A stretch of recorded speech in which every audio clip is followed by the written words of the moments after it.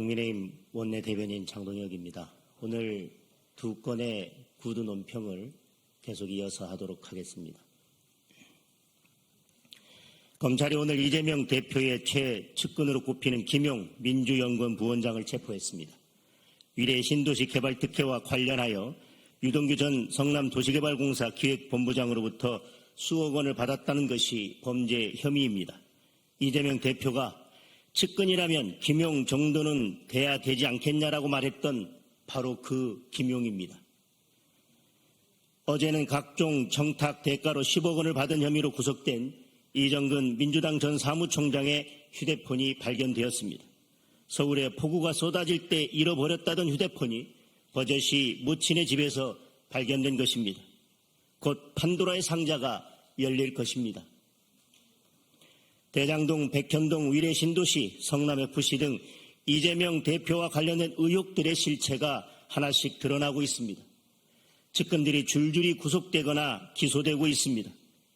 이와 함께 월성원전 태양광, 서해 공무원 사건 등 문재인 정부 시절의 범죄와 총체적 비리들도 고구마 줄기처럼 그 모습을 드러내고 있습니다.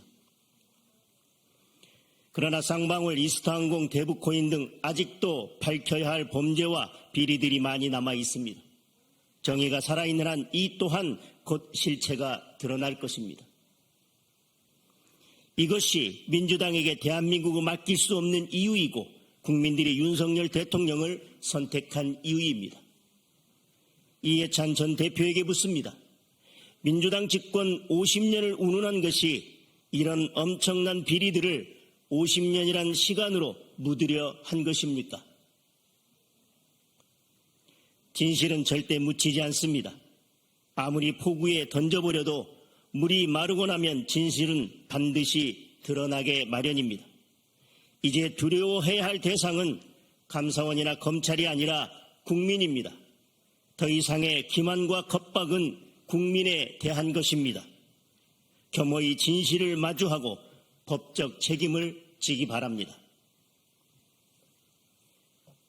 다음 구두논평 계속해서 하겠습니다. 민주당은 검찰이 서욱 전 국방부 장관과 김홍희 전 해양경찰청장에 대해 구속영장을 청구한 것을 두고 윤석열 대통령까지 공격하고 나섰습니다.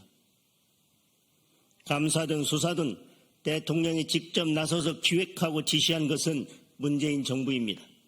4대강 사업에 대해 문재인 대통령이 직접 나서서 감사를 지시했습니다. 계엄문건 사건이나 김학의 사건, 장자연 사건에 대해서도 문 전 대통령이 직접 수사 지시까지 했습니다. 그래서 민주당 눈에는 지금도 모든 것이 대통령의 지시나 간섭으로 보이는 것입니까? 새 공무원 비격 사건에 대해서 조작과 은폐의 증거들이 차고 넘치는데도 민주당은 국민의힘 의원들도 월북을 인정했다며 국방위 회의록을 공개하라고 떼를 쓰고 있습니다. 안보실, 국방부 해경, 국정원이 이미 조작하고 은폐한 정보를 바탕으로 한 발언들이었습니다.